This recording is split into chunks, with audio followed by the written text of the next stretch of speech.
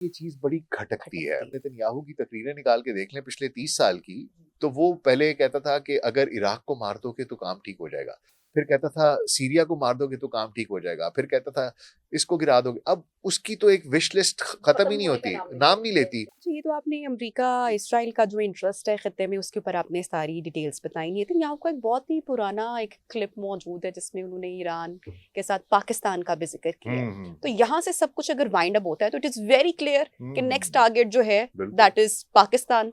देखिए, अभी कुछ रोज पहले उनके एक एक्स प्राइम मिनिस्टर हैं, उन्होंने इसी जगह पर बात कर रहे थे, उसमें उन्होंने बड़ा क्लियर कर कहा है कि now there is a Sunni axis as well, axis of extremism की बात की है कि जी शिद्दत पसंद सुन्नी एक्सिस भी बन रहा है। एंड उसने कहा कि तुर्की इज द न्यू ईरान।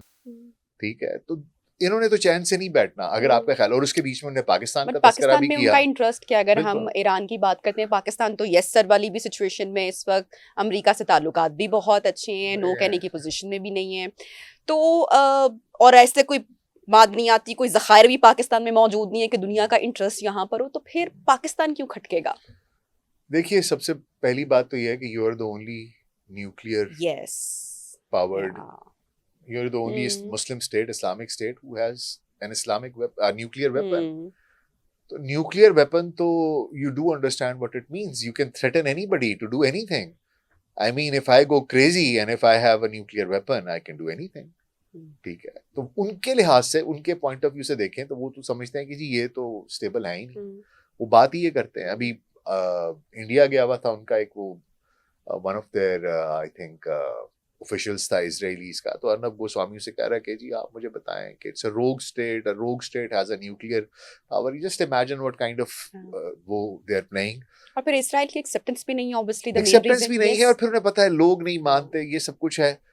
इसलिए उनको ना ये चीज बड़ी खटकती है। हालांकि हमारे जितने भी आज तक लोग आए हैं ऊपर, वो पब्लिकली जाकर जो मर्जी कहते हो कि जी ये है वो है, लेकिन उनकी ऊपर एक अंडरस्टैंडिंग होती है कि भाई हमारा एम सिर्फ और सिर्फ एक लोकल, हमारा जो एक एक यहाँ पर हम पैरिटी रखना चाहते हैं, सेंटिमेंट एक उसको वो, इंडिया के साथ हमें एक पैरिटी चाहिए कि हमारे साथ कोई वो ना हो कि हमारे साथ कोई वो हमें मार दे और हम उसको कोई जवाब ना दे सकें। तो हमने एरिया को एक मिनिमम डिटरेंस है जो हमने रखी हुई है, ठीक है, जो कि एक इक्विलिब्रियम मेंटेन कर सके इस पूरे खित्ते में, ताकि हमारी एग्जिस्टेंस को कोई खतरा ना हो। बाकी हमारा कोई एम नहीं है कि हम जाके इसराइल को मारें, और मुझे लगता है कि होगा भी ऐसा ही, कि हमारा कोई ऐसे कोई अज़ाइम नहीं होंगे कि हम जाके इसराइल को डायरेक्टली इस तरीके से एंगेज करें।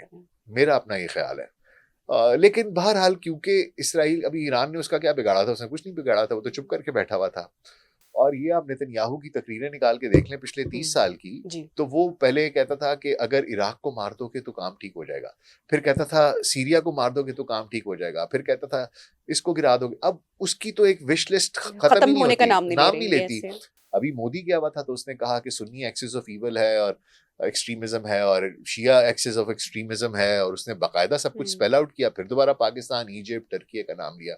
मतलब जो मुस्लिम मुल्क रह गए हैं बाकी, वो सब उसकी विश लिस्ट में है कि मैं इन सबको भी सजा दूं। तो वो एक एक्सट्रीमिस्ट किस्म के लोग हैं। लेकिन मेरा अपना ही ख्याल है कि despite all this, I don't think so that Pakistan is going to become a part of any war directly in coming in near future. I don't think so. In a couple of years तो मुझे नजर नहीं आता कि पाकिस्तान इसमें involve होगा।